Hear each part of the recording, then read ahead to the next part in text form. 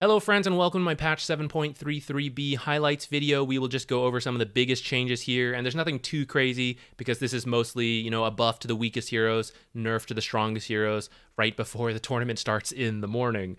So the twin gates are going to take 1 extra second to channel. In the grand scheme of things, from moving top to bottom or vice versa, this isn't a huge amount, but if a fight is going to break out immediately, then that 4 seconds, which used to be 3 seconds, could add in something to that team fight, especially if you are buying back, TPing to that outpost, and then you got to channel that twin gate, right? You're adding an extra second before you can join in that fight, which can be game deciding, especially around those Roche fights. So I think that is fair, kind of an advantage to the team already in the area, so that people following in are delayed a little longer.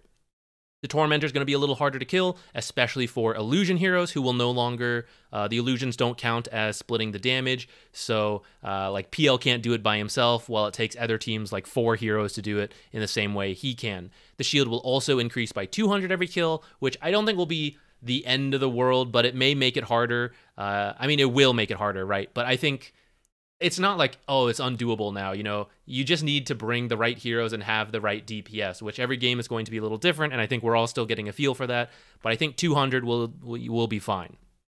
The movement speed for creeps will be disabled when they take damage at night. I don't think that's a massive deal in many situations.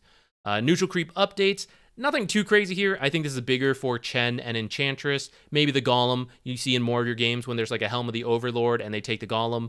But usually, right, you get 1 creep with your Helm of the Overlord or Dominator, and you're not like grabbing the Kobold Foreman typically. So I think for most of these, this is more of a Chen and Enchantress nerf, and those aren't that popular in pubs, so you probably won't see them that much, so let's keep moving.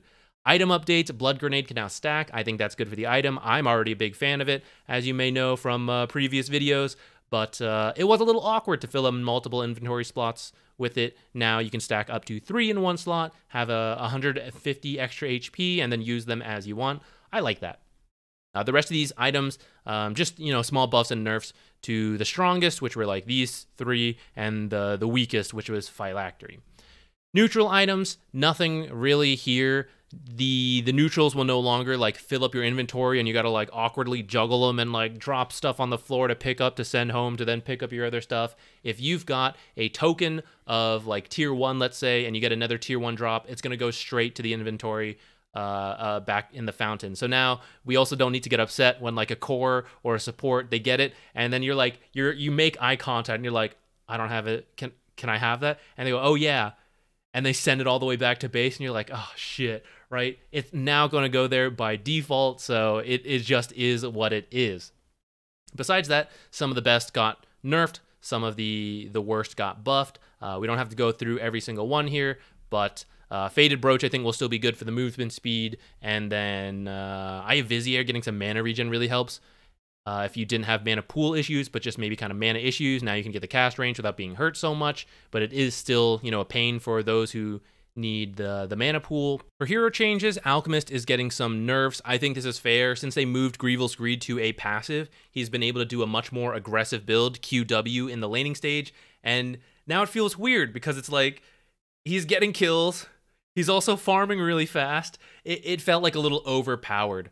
Before, if you want Grievel's Greed because you're a carry, you at least have to sacrifice some of those points in Acid Spray and Stun, so you're not as aggressive, you're more focused on farming. But now it felt like he could do everything, and he was really strong. So getting Acid Spray nerfed, some base movement speed nerfed. Honestly, I think he'll still be in a good spot, and could maybe use slightly more nerfs, but of course I'm fine just, taking it slow with the very first patch. Bristleback has also been looking really good, since he can now get multiple stacks when his Bristleback procs, and it shoots out quill sprays. He can get stacks from those, and it can send out multiple quill sprays. So before, if you hit him with like 800 damage, he would send out 1 quill spray, but now it'll send out like 4 right away, and that's been really strong. So they're nerfing it, increasing the threshold by a bit, and then the Warpath stacks. In the end, it is mostly the same. The damage is the same, the movement speed a little less, but it takes more stacks to reach that total amount.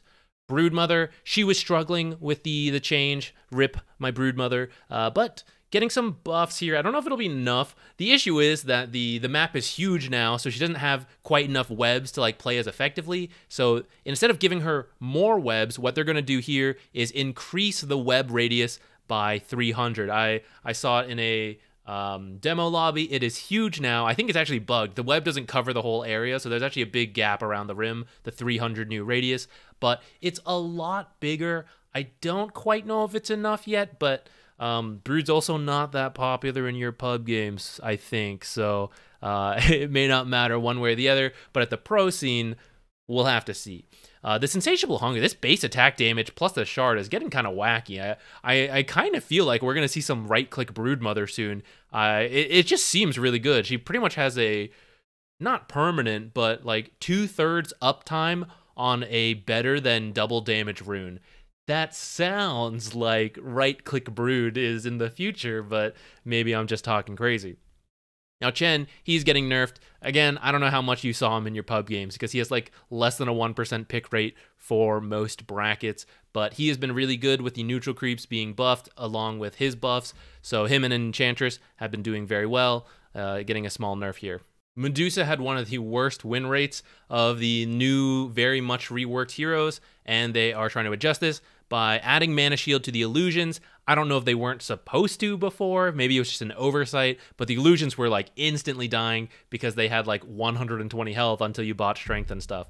So now she can build Manta, or like Shadow Demon can disrupt her, and the mana damage per mana value is going up a lot.